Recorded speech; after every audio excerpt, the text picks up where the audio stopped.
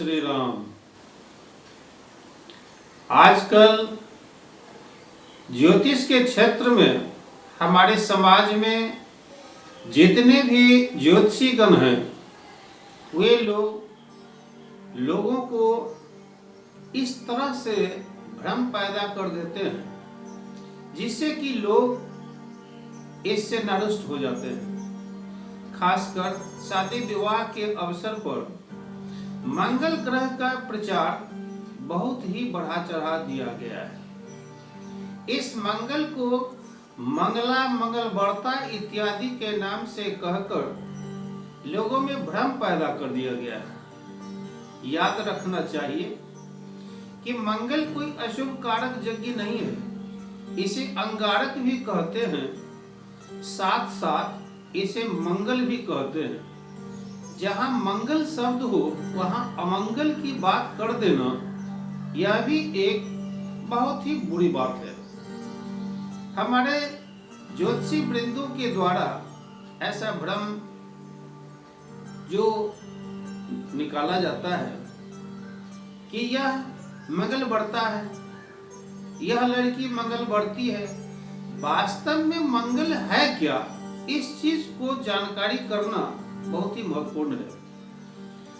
कहा गया है शास्त्र में कि लग्न, चतुर्थ, सप्तम, अष्टम और द्वादश भाव में जब मंगल उपस्थित होता है तो इस योग को मंगल बढ़ता कहते हैं। इसी योग में एक और इसका निदान भी बताया गया है कि 1, 4, 7, 8 और 12वें स्थान में शनि भी रहता है तो उस मंगल का दोष समाप्त हो जाता है, अर्थात मंगल का दोष निवारण हो जाता है। इस बात को भी ज्योतिषी लोग ध्यान नहीं देते हैं और लोगों को यह भ्रमित कर देते हैं कि मंगल बढ़ता है।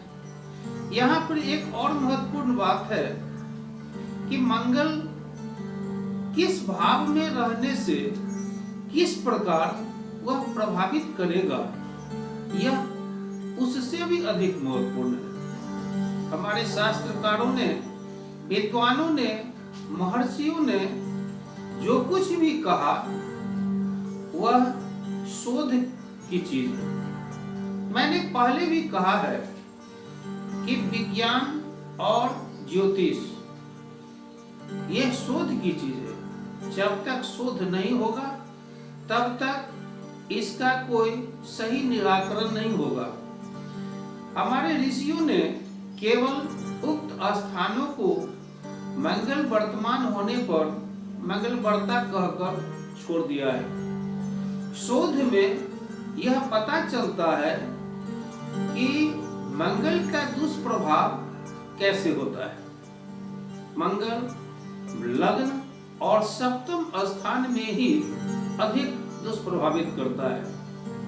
4, 8 और 12 इन स्थानों में मंगल के होने से मंगल बढ़ता तो होता है, परंतु जिस मंगल की बात कहा गया है कि स्त्री के जन्म कुंडली में मंगल के घात के बारे में वह पति विहीन और पुरुष के कुंडली में मंगल के घात स्त्रीहीन होने की बात जो कही गई है यह सत्य नहीं है।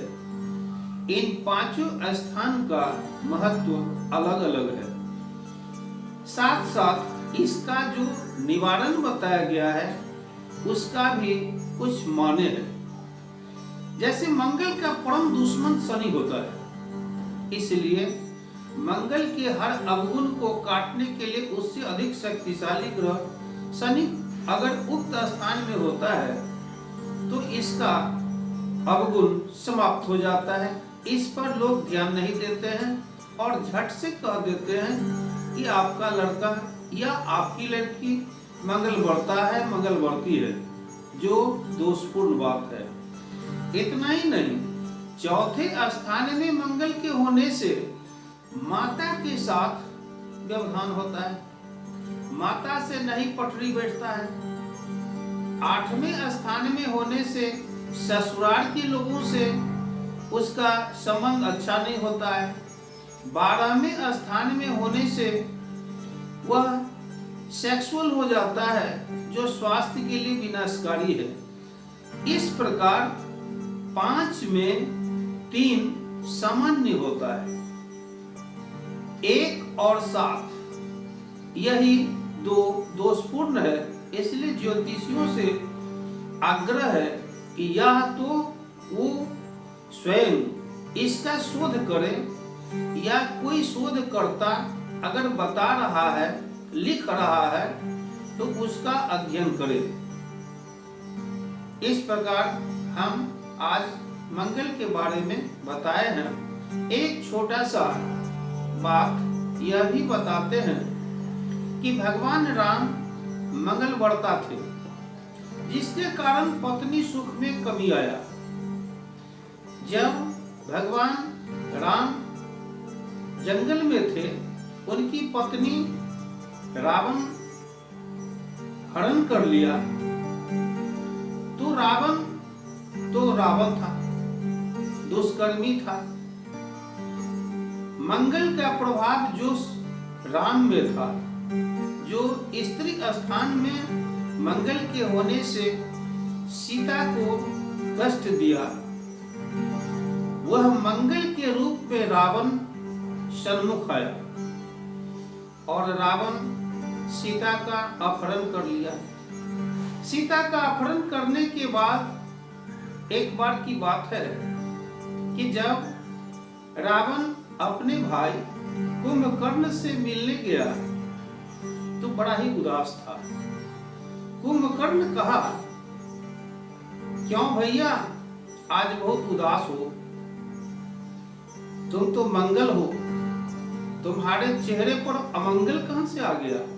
उसने कहा, मैं जानकी का अपहरण कर लिया। कहा, जानकी का अपहरण कर लिया, यह तो अच्छा नहीं किया। तो वह साधु के वेश में जब अपहरण कर ही लिया तो फिर अब बात क्या है?